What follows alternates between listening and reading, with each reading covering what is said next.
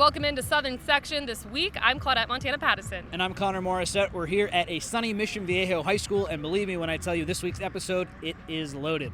We'll bring you our Coach's Corner segment as well as our Student Athlete of the Week segment. We also have a new feature this week called Learning from the Pros. Action-packed show, like I said, so excited to bring it to you. So excited. We're going to kick things off, but first, here's some Week 1 high school football highlights from the Southern Section, courtesy of our friends over at Valley Sports.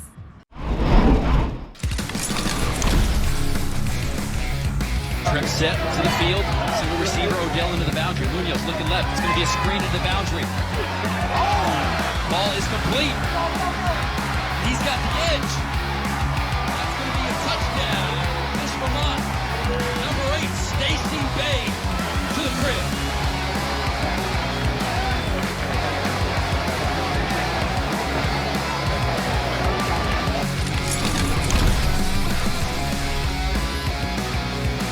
Two receivers down to his left. And he's looking over the middle, looks left, steps up in the pocket, throws in the back of the end zone, and that is caught by number 21, that is Embry, for the touchdown. Used all of his 6'4" frame, did the sophomore.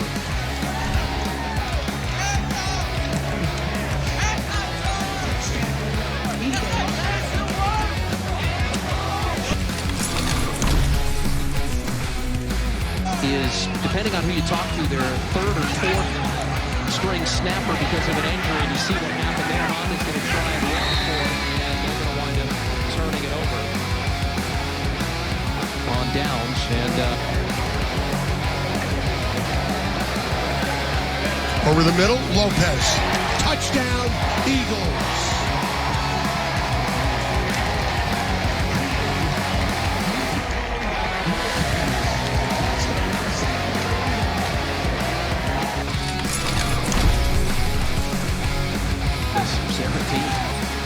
Curry, well protected, plenty of time, throws one. It's caught at the 5, touchdown. This is Jaden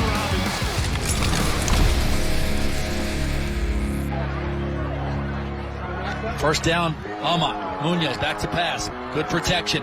He's throwing it up top in the middle of the field. He's looking for Franklin. That ball is caught. Touchdown, Bishopamont. Richie Munoz to Delano Franklin.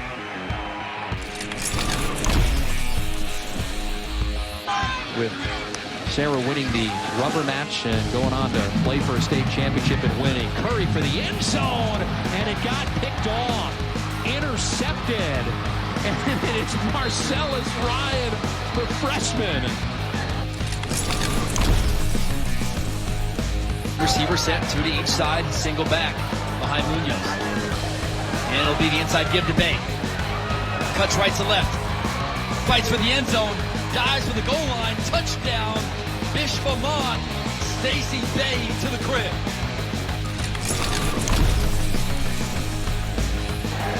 Anchoring it is Jelani Leva, 4-year starter. Ball comes out to Mosley. He fumbles it, and that's picked up, scooped up by Norco. Johnny on the spot is Brody Wyndham. And now J-Rob will bring that in. Well, get out of your system now. Too deep. Hands out there extended. He doesn't need to tell. It is 4th down for Curry. Curry left right throws, and that time it's Wayne Brown. He's got the first down catch inside the 10 at the 9. That was looking, can I say it, Noah Fafita, the way he just kind of did it. I call it the Fafita back pedal, right? Just the back pedal in rhythm, threw the ball on time. And very nice and accurate throw. The former Servite quarterback now at Arizona. Right there. 19-yard pickup. Back pedal. Noah threw the ball back pedal so well. And everything we saw Darius Curry doing the same exact. Receivers gonna have to Luke Buggs. And look at this. This is like Centennial. Old school. Quickly. Get to the line. Samples. There's no signal yet. Looks like he's in. Right? Isn't that his feet sticking out? And touchdown, says the official. Samples gets rewarded for all the heavy lifting in his.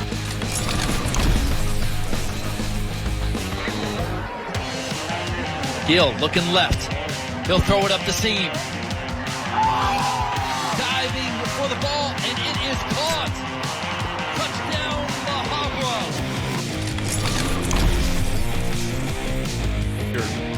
they do every year. That is intercepted, and that is probably going to be close to a touchdown, but no. Nice job by number 80, Brendan Braun, to bring down number 44.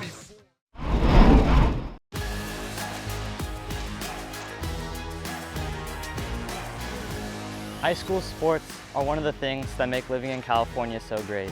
But sometimes the behavior in the stands can overshadow our achievements on the field. I love it when my parents show up for me. But being booed for missing a play could be crushing. And remember that refs are people too. They're trying their best to call a fair and correct game. Hey, and enough with all the swearing.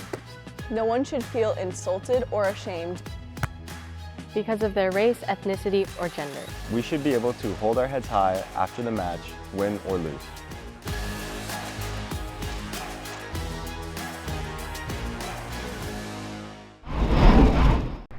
All right, well, last Friday, Connor traveled to Las Vegas, Nevada, and caught up with our Week 1 High School Football Player of the Week. Connor, over to you.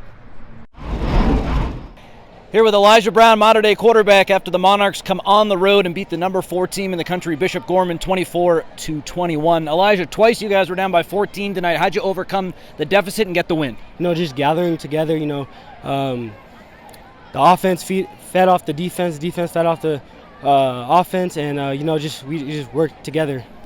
You already came into the season with a relatively inexperienced receiving core. Looking at it compared to last year, to lose wrestlers so early in this game, how'd you overcome that loss? That was a real challenge for you guys, and you overcame. Just making sure to spread around the ball. Make sure I'm putting the offense in the right position, and making the checks needed to succeed. What was Coach Rawlinson's message to you guys at halftime? He talked about how he thought that your group made a lot of mistakes. What was his message at halftime, and how'd that spur you on to a win? We weren't playing like ourselves, so he really just encouraged us to get going and just trust in this brotherhood, and that's pretty much what he told us. Last thing for you, 19-0 as a starter. How do you do it, man? Week in, week out, win every week. Just working and trusting in my teammates. They do a great job. The O-line did a great job. The receivers did a great job. The defense did an amazing job, giving us the opportunity to score and come back, and just trusting in the team. Okay, it's time for Coach's Corner, here with Chad Johnson, the head football coach at Mission Viejo. Coach, 2-0 to begin the year, but this group's had to overcome some adversity. How would you define how these first 2 games have gone for this group? Yeah, game 1, we're thinking it's going to be a great time in Hawaii, and then we land almost immediately. Kids are sick all over the place. We had to quarantine a bunch of players, and I didn't even know if we were going to play the game. It was crazy. It was the most bizarre thing I've ever seen. So, and then we came back, and everyone gave it to everyone else on the way home in the plane, and first day of school and locker room, and as we were same thing last week. A bunch of guys out, missing practice. This week, same thing. So hopefully by the end of this week has run its course, and we won't have half our team sick for a practice. So it's been definitely an interesting start to the season. I've never seen anything like it as far as how many kids are getting the flu and wiping them out. I'm not just talking like couple colds and coughing up some junk. It's like 104 in the hospital, just wiped out. So it's not COVID, it's just flu, strep throat, bronchitis. It's just crazy. So it's been interesting so far. Okay, well, I hope that comes to an end very soon. So Long Beach Poly this week, assuming everyone is back, I don't want to assume, but let's say they are. What are your expectations for this week? You beat them pretty good last year, but they're a better team this year. Yeah, to me that game was in the balance for a long time. Then some plays went our way, and we kind of pulled away, but they're much improved. I think the biggest area they've improved on is an offense. I'm proud of my ex-player, Rene Medina, is doing a great job over there as an offense coordinator, and he's got them rolling. He's doing a nice job. They do some good things. They have explosive players, good offensive linemen, good running game. So I'd offer you a challenge for our defense. And then offensively, they play a lot of man coverage and get after the quarterback, and so I'll be a challenge for offensive line to protect us, get some run plays out of it. And, our receivers are really good. So I expect anyone who plays man against us is probably going to have a long night. What made you want to get into coaching when you were a younger guy? It's funny. This will sound really weird, but when I was a kid, my parents used to buy me G.I. Joe kids or G.I. Joe men, whatever. And I started playing with them with their little guns. I would line them up in football formations and work on plays. And I just kind of always had kind of a a desire to scheme and design and stuff like that. So I've always kind of wanted to do it. My dad was a coach, and so I kind of watched him. And then I was really lucky to be around some great coaches in college. At Hofstra, I was around Dan Quinn, Raheem Morris, the DC for the Rams, Joe Wood. So I've been really fortunate to be around some really big time coaches too that I've kind of seen how they do and kind of stolen stuff from them as well. You're an offensive guy. The quarterback spot, it's always been so important, but even more important in today's game of football. You've worked with DJ Uiagalelei, Kadin, Semonza. Now, when a guy comes in as a freshman to a senior, this question you could take 20 minutes to answer, but just take me through, how do you develop a QB to send them off to the D1 level? It's a process, right? I don't really like transfer quarterbacks. I really haven't had any in my career. I like developing over the 4 years and even their 8th grade year when we do the full vertical thing with them. But yeah, as far as Kane's development, sophomore year was like run the play I call, don't screw it up. Junior year, okay, you have some checks you can make, and the senior year, it's like you're helping me with the game plan. What do you like?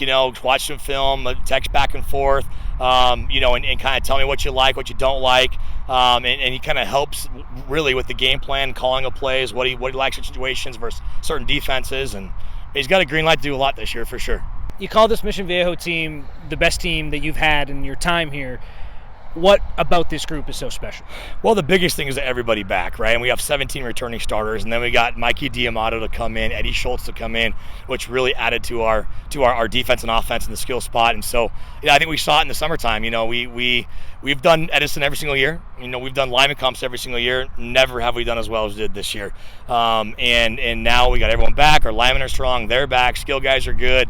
I think as soon as we get through this Hawaii flu thing we got going on, I think we're going to be a really good team, and hopefully it gets through us and through our team the next couple of days, maybe a week longer. Hopefully that's it, and we won't have any issues the rest of the year. And the last question for you, Coach. You've been to the D1 semifinals in the Southern section before. What's the key this year with this group to A, win, but B, make that game close and show that you've improved as a program over the past few years? That's a challenge, I know. Yeah, I think we've already proven our skill matches up with anybody. It's going to be a question of can our front, and while I love our front and while they're strong kids, the bottom line is that Bosco, Modern Days of the world, those guys are you're built for from the front back, and they're very, very good. So we'll see. I haven't seen either Bosco or Modern Day yet live. I'm trying to go see them, but yeah, I'm hopeful that the Centennial, Bosco, Modern Day, we'll see that game this week. Right, Modern Day Centennial, we'll see who wins that one. But they're all really good. And when I was at Bosco and we play all the top teams across the country, it's all about line play. So everyone's got skill guys going around, but who has the better line is always who wins. That's Chad Johnson, the head coach in football at Mission Viejo. Chad, thank you so much. No problem. Always great to talk to you, Connor. In life, things aren't scripted. If you're an athlete, we need people like you and translate those skills to officiating. You can get a lot out of it. It happens in every town, in every game. We never have a perfect game, but the rewards always outweigh the negativities.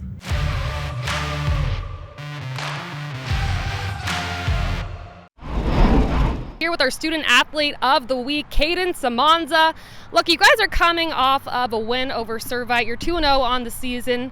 By the way, I should mention you are a quarterback also at Mission Viejo High School. How do you carry that momentum into Friday's game against Long Beach Poly? Well, we off to a rough start week one. We got the win, of course, that's what people see, but we didn't play as good as we wanted to week one. Made a lot of adjustments, looked good versus Servite week two. And now, after having a good game like that, we have adjustments to make. But we've been in the film room, and I'm ready to carry that over, like you said, into this week. What's the key to beating Long Beach Poly on Friday? Just execute our coach's game plan. That's the biggest thing. They've studied long, hard hours of film this weekend, got in, gave us the game plan. It looks good on film, so as long as us, the players, watch film, see it for ourselves, go out there and execute, we should have a successful night. This is your final season here at Mission Viejo. What are your goals for this season?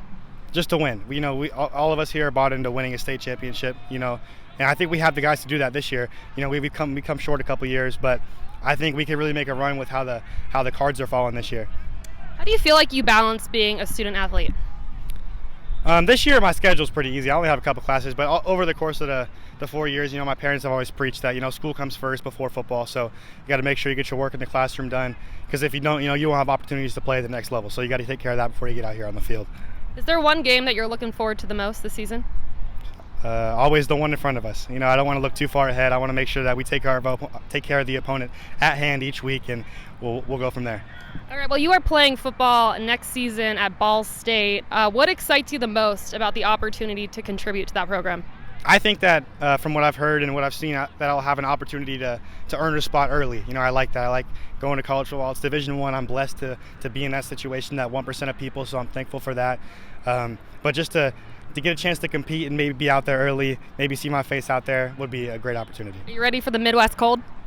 Man, I mean, I got to get used to it at some point. So, I mean, you need to buy some sweaters is what you need to do. I might, yeah. But, I mean, I'll be ready for it. You know, I'm going to get out there. I'm graduating early, so I'll be up there in December, so I'll feel a little bit of it.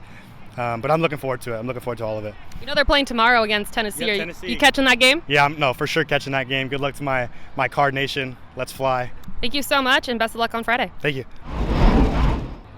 Like we mentioned at the top of the show, this week we're going to be bringing you a new segment called Learning from the Pros. Claudette's father, Mark, played in the NFL, and she's going to interview high school athletes who also have parents who played professional sports. Claudette is at JSerra High School for this week's segment. Take it away. All right, joining me now is Presley Johnson. She's a freshman here on the girls volleyball team at JSerra High School. And congratulations to you. You made varsity this year. How's your experience been so far? It's been super fun so far. I love playing against older people, and it's just been really fun and new to me.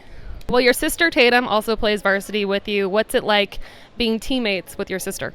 It's super fun. I love being on her team. She's so fun and just a positive teammate. Does it get competitive during practice between the two of you?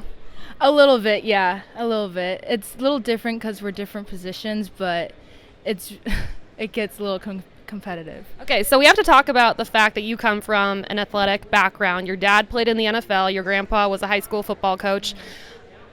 Have they given you any advice as you advance in your athletic career? The best advice my dad has given me is just go on the court, give your all, always play hard and play for yourself and have fun. All right, let's talk about your goals for this season. Everyone usually sets goals right ahead of a season. What are you focusing on this year? I'm focusing on trying to play 6 rotations, back row and front row, jumping higher and just getting stronger. What game are you most excited for this season? I'm most excited for SM or Mater Dei because they're our biggest competitions, and I think it's going to be the most fun. Do you have friends on those teams? I have old teammates on those teams, and that's one of the main reasons why it's going to be the most fun. Thank you so much, Presley, and Connor, back to you at Mission Viejo High School. What's the key to getting a win and then going on a run here? I know expectations are very high for this group. Yeah, I think we have to just stick to our game plan and work on our speed. I know they're a fast-paced offense, but I think we could keep up with their speed, then we'll be fine throughout the game. And our offense, if we could keep our pace going and tire them out, I think we'll be fine during the game. What have you seen from them on film? How are they going to try to slow you down, do you think? I think Dalen Austin's going to guard me, so that's going to be a great matchup. I got moved to outside this week, and then Jack got moved to slot, so it should be an interesting matchup this week. Last thing, expectations are so high with this group. Coach Chad called it the best Mission Viejo team he's had. What's that like being a part of a group like that? It's awesome, and it's a lot of pressure at the same time. It's just, we know we got shoes to fill, and I really think we're going to fill him this year. And it's just a blessing to be able to play for him and this program. All right, well, that's it for us here at Southern Section this week. A big thank you to Mission Viejo High School and JSerra High School. Thank you as well to Elijah Brown and Bally Sports. We'll see you next week.